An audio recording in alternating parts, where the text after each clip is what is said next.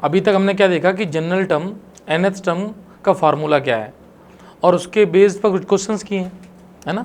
यहाँ तक के क्वेश्चंस मैंने देख लिए थे ये। अच्छा, इसके आगे ये वाला क्वेश्चन है, ये बहुत ईजी क्वेश्चन है। इसमें 7th टर्म दे दिया, तो भाई 7th टर्म का मतलब A7 या T7 लिख लो और ये लिखना सीखो भाई, इसकी वैल्यू कितनी है, -4 है। तो इस इक्वेशन में A + 6D बन जाएगा फर्स्ट टर्म, और कॉमन डिफरेंस D मान के ये बन जाएगा। ऐसी 13 टर्म कितना है, वो -16 है, तो इसका बन जाएगा A + 12D = -16। अच्छा, अब लीनियर इक्वेशन इन 2 वेरिएबल जो था, पेयर ऑफ लीनियर इक्वेशन, उसको सॉल्व करना आना चाहिए। अब इन दोनों इक्वेशन को सब्ट्रैक्ट कर दो और प्रोसेस सही रखो भाई। जैसे इसको इसके नीचे रख दिया तो A + 6D = -4। अब सब्ट्रैक्ट करेंगे तो साइन चेंज हो जाते हैं, तो प्लस के 12D माइनस के 6D, तो ये आ जाएगा प्लस का 6D। और बेटा माइनस के 16 और प्लस के 12 ये आएगा माइनस का मतलब 4, तो ये आएगा माइनस का 12। तो D की वैल्यू आएगी -12/6 यानी -2 आ जाएगी। अब D2 आ गया, इस D2 को तुम इस इक्वेशन में रख दो, यहाँ से A आ जाएगा।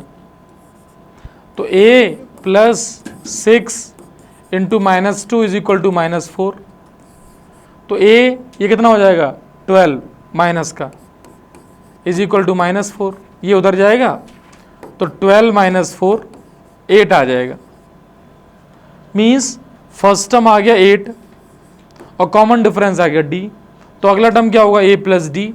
तो 8 में -2 ऐड करोगे 6 आ जाएगा, 6 में फिर -2 ऐड करोगे 4 आ जाएगा, 4 में फिर -2 ऐड करोगे 2 आ जाएगा, 2 में फिर -2 ऐड करोगे 0 आ जाएगा।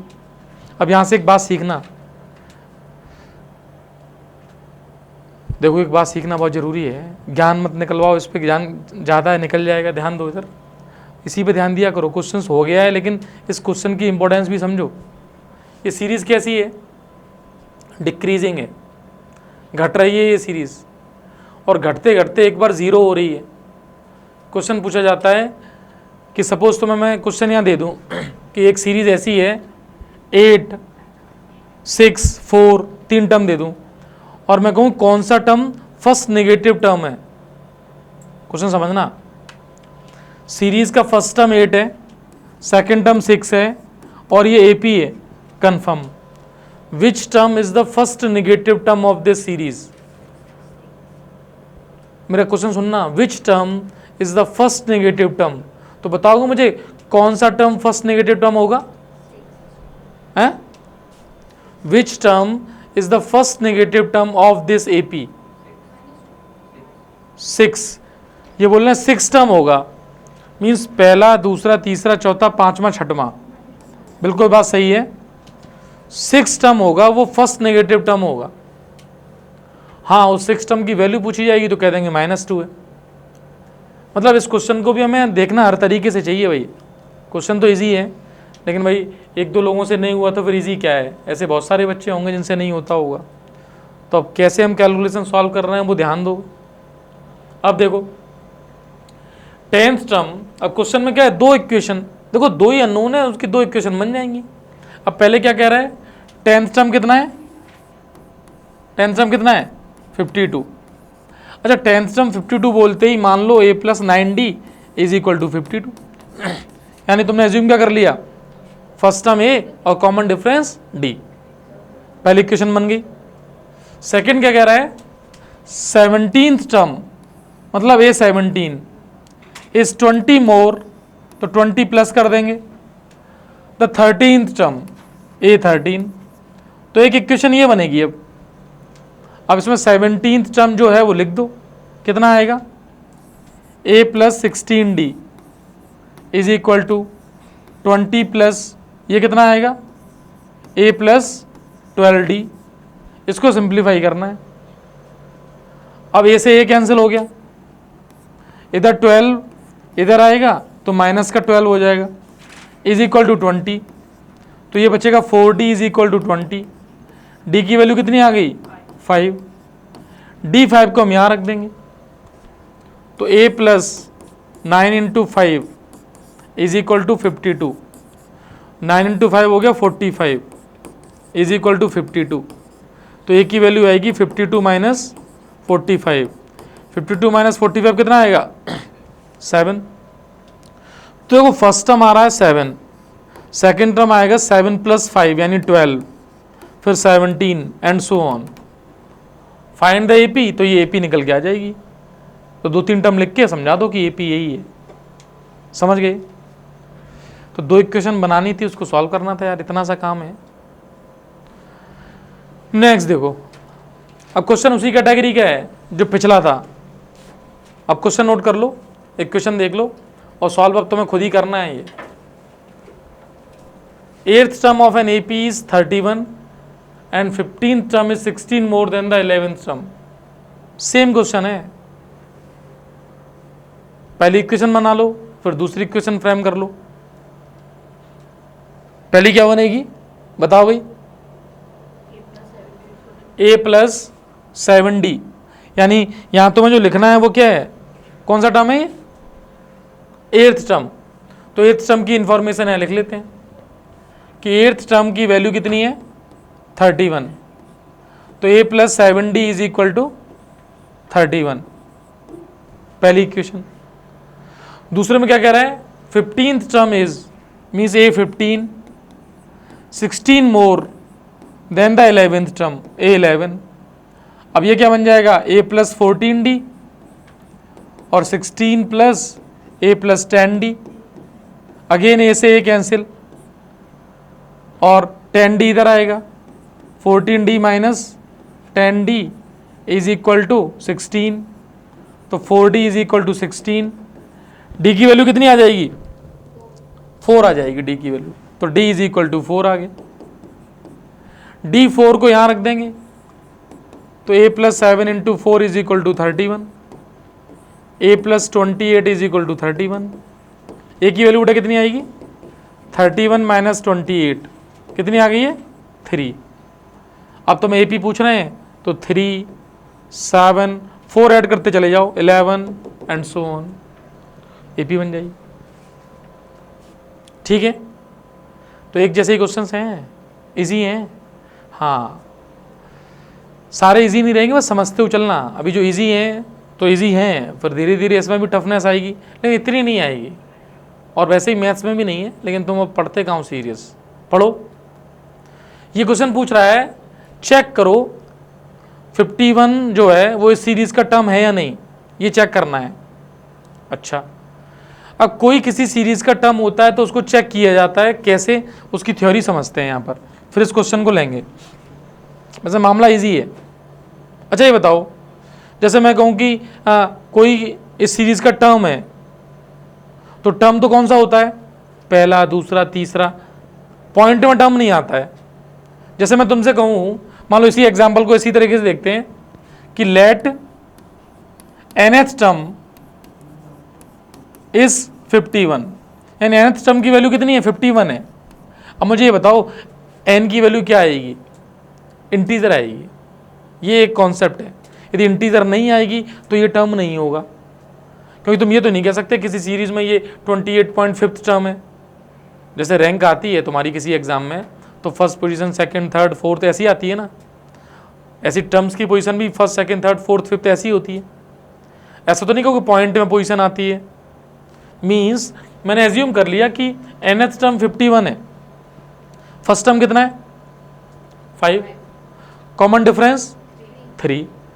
तो ये वाली बात पता है कि फर्स्ट टर्म भी पता है मुझे 5 है और कॉमन डिफरेंस की वैल्यू भी पता है 3 है। तो ये बताओ an का फॉर्मूला जो है उससे मैं n फाइंड कर सकता हूँ, क्योंकि मुझे इसमें n नहीं पता है बस कि कौन सा टर्म है ये। और ये भी कह रहा था चेक करो, तो मैंने मान लिया nth टर्म यही है। हाँ, इसकी वैल्यू कितनी है 51। अब ये समझना an की वैल्यू 51 है। अब मुझे फाइंड करना है n, तो a की वैल्यू 5 है प्लस n माइनस 1, और d की वैल्यू तुमने बताया कितनी अभी 3, रख दो इसको। अब इसको सिंप्लीफाई करना है, वो तुम कैसे भी कर सकते हो।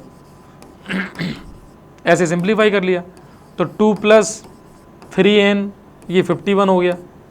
देख लो सही है, 2 इधर आएगा तो क्या हो जाएगा माइनस, तो 51 minus 2 is equal to 3n। तो कितना बचा ये 49, 3n। तो बताओ n की वैल्यू कितनी आई 49/3। क्या ये इंटीजर आएगा, ये पॉइंट में आएगा, कितना आएगा 3 1 जा 3, बचा कितना 19 हो गया, 3 6 जा 18, फिर 3 3 जा, ऐसे आता जाएगा। देख लो। तो बताओ अच्छा ये कोई टर्म होगा क्या, नहीं होगा, मना कर दो, 51 टर्म नहीं है। 51 क्यों नहीं है पता है, 16वां टर्म और 17वें टर्म के बीच में है ये 51। यदि मैं, कोई दिक्कत इसमें, यदि मैं तुमसे कहूं कि 16वां टर्म कितना आएगा तो 16वां टर्म निकल के आ जाएगा, और देखो 51 के पास में ही आएगा। जैसे इसमें निकालूं मैं 16th टर्म, कितना होगा 16 टर्म। बेटा इस पे ध्यान देना, और कोई बात हो कैलकुलेशन बताना, कुछ यहाँ कैलकुलेशन में सही है। तो 16 टर्म कितना आएगा a प्लस 15d, a की वैल्यू कितनी है बोलो 5, और 15d की वैल्यू कितनी है 3, इसकी वैल्यू सॉल्व करो, 5 प्लस 45 कितना आएगा ये 50। अब निकालो तुम 17th टर्म, 17th टर्म कितना आएगा a, ये समझा रहा हूं बस मैं तुम्हें कि ये टर्म क्यों नहीं है। 17th टर्म कितना आएगा a प्लस 16d, ये कितना आएगा 5 प्लस 48, ये कितना आया 53। तो जो सीरीज चल रही है उसमें 3 का डिफरेंस चल ही रहा है, तो 50 के बाद डायरेक्ट क्या आया 53, और ये पूछा था 51 टर्म है कि नहीं है, तो ऑब्वियसली 51 टर्म नहीं है, क्योंकि ये सीरीज जब आगे बढ़ रही है तो 50 इसका टर्म है एक, फिर उसका डायरेक्ट 53 आएगा। हाँ यदि ये पूछता मुझसे 50 इसका टर्म है ना, तो पता है n की वैल्यू 16 आती। यदि मैं यहाँ पे क्वेश्चन में चेंज कर दूं कि check whether 50 is the term, तो मैं यहाँ क्या लिखूंगा 50, तो देखो इस जगह कैलकुलेशन कितनी होगी इस जगह, बाकी ये तो सेम ही रहेगा। 50 is equal to 2 plus 3n, तो यहाँ आ जाएगा 48 इज इक्वल टू 3n, और n की वैल्यू आएगी 48/3, और ये आएगा 16, और 16th टर्म ही 50 है, और बता भी दिया उसने कि 16th टर्म क्या आएगा 50 आएगा। तो अच्छा एक बात बताओ, इस क्वेश्चन से हम ये सीख सकते हैं ना कि कोई क्वेश्चन ये कहे कि बताओ ये सीरीज का टर्म है या नहीं, तो क्या करेंगे उसको मान लेंगे कि let it is the nth term, फिर n फाइंड करेंगे, n की वैल्यू इंटीजर आएगी तो टर्म है, n की वैल्यू इंटीजर नहीं आएगी तो समझ जाएंगे वैसे भी टर्म तो नहीं है, ये फ्रैक्शन में आ रहा है, इसका मतलब वो वैल्यू बीच में कहीं है, तो मना कर देंगे वो टर्म नहीं है। कॉन्सेप्ट वाइज इतना ही है, थियोरेटिकली भी लिख सकते हो इसको, क्योंकि ऐसे बहुत सारे क्वेश्चन हैं जिसमें पूछा जाएगा। अगला क्वेश्चन देखो क्या है ये, नेक्स्ट देखना। अब जैसे कल ऐसे क्वेश्चन दिए थे, 6th term of an AP is this, 10th term is this, determine 15th term, तो बस वही कैलकुलेशन है, जल्दी से इसको तो सिंप्लीफाई करके करना है। अब तुम्हारी कैलकुलेशन सही है तो कर लोगे, वही सही नहीं है करो फटाफट। इक्वेशन क्या आएगी पहली, a प्लस कौन सा टर्म है 6 टर्म कितना है -10, और 10th टर्म कितना है -26, तो a प्लस 5d ये बनेगी -10, और a प्लस 9d ये बनेगी -26। अब इसकी कैलकुलेशन को खुद करना और मिला लेना कि कैंसिल आउट करेंगे, तो ये 4d is equal to -16, d की वैल्यू नेगेटिव आएगी -4, और d की वैल्यू को यहाँ रख देंगे 5 - 4 is equal to -10, a -20 is equal to -10, 20 उधर जाएगा तो -10 + 20 इज इक्वल टू 10। तो AP पूछिए, फर्स्ट टर्म आ गया, अगला टर्म कितना आएगा, तो 4 इसमें -4 ऐड कर दो 6 आएगा, फिर -4 ऐड कर दो 2 आएगा, फिर -4 ऐड कर दो -2 आएगा, एंड सो ऑन। ये जो फाइनल आंसर है AP का वो ये पूछा जा रहा है कि AP क्या बनेगी, तो AP में डिफरेंस कांस्टेंट 15 पूछा है, 15 बता दो। यदि मान लो 15 टर्म पूछा है तो ए 15, ए प्लस 14d, ए की वैल्यू कितनी है 10, 14 इंटू -4, 14 4 जा बोलो 56, अब 56 में माइनस कर दो तो कितना बचेगा माइनस के 46, तो -46 आ जाएगा 15th टर्म। ठीक है, कोई बात नहीं। चलो इस क्वेश्चन को ध्यान से देखें, पढ़ें जरा थोड़ा सा, मतलब अब क्वेश्चन तो वैसा ही है, अब थोड़ी लैंग्वेज इंक्रीज कर दी गई है। पढ़ो, the sum of 4th term and 8th term. अब 2 टर्म का सम दे दिया तो भाई सम दे दो या कुछ भी रख दो, तो मैं तो इक्वेशन बनानी है, तो तुम तो सम लिख के फिर इक्वेशन बना दो।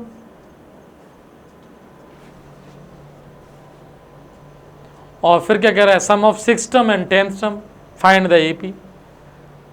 अब बस 2 टर्म लिखने पड़ेंगे, लिखो। पहले में क्या कह रहा है, A4 और A4 के साथ क्या है A8, इसका सम है A4 और A8 कितना है 24 है। फिर 6th टर्म का और 10th टर्म का है A6 और A10, ये कितना है, ये 44 है। अब यार वैल्यूज तो तुम ही रखो, और वैल्यूज रख के उसको सिंप्लीफाई करो, हो जाएगा। A4 कितना होगा, मान लो फर्स्ट टर्म ए कॉमन डिफरेंस डी है, ये वाली बात तो कॉमन चलने ही दो कि फर्स्ट टर्म ए कॉमन डिफरेंस डी है, तो A4 की वैल्यू क्या होगी A प्लस 4 माइनस 1 यानी 3D। ऐसे इसकी वैल्यू A प्लस 8 माइनस 1 यानी 7D इज इक्वल टू 24। तो A और A 2A और 3A plus 7A 10A is equal to 24। चाहो तो A को कॉमन ले लो या भी छोड़ो, बात की बात। पहले A6 लिखते हैं, A प्लस 6 माइनस 1 यानी 5D, A प्लस 10 माइनस 1 यानी 9D इज इक्वल टू 44। तो 2A plus 14D is equal to 44।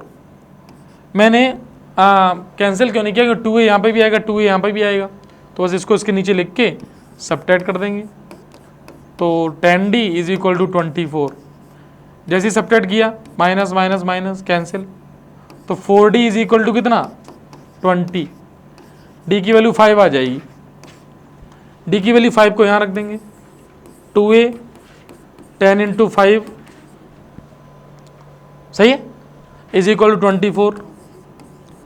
तो 2A plus 50 is equal to 24, और 50 तो चला जाएगा, तो 2A is equal to 24 minus 50, 50 कितना बचेगा, ये माइनस का 26, तो माइनस 26 2A के वैल्यू इक्वल आ गई, तो 2A is equal to minus 26। तो ये कितना आएगा माइनस 26 अपॉन 2, ये देखो माइनस का 13 आएगा, ए माइनस का 13 है और डी की वैल्यू 5 है। तो यदि AP लिखवा रहा है तो AP क्या बनेगी बोलो, माइनस 13, फिर 5 ऐड करो -8, फिर 5 ऐड करो -3, फिर 5 ऐड करो 2, फिर 5 ऐड करो 7 एंड सो ऑन। AP का जो पूछने वाला इसका मकसद है वो ये है AP भाई, AP का फॉर्मेशन ये हो रहा है। कर ली, क्यों कैलकुलेशन है क्या, वैसी कैलकुलेशन ही है, हो नहीं रही है, हो रही है। अगला करो चलो अपने आप, पढ़ो खुद करना है इसको। The sum of, same question है, अब ये खुद ही करना है, कर लो।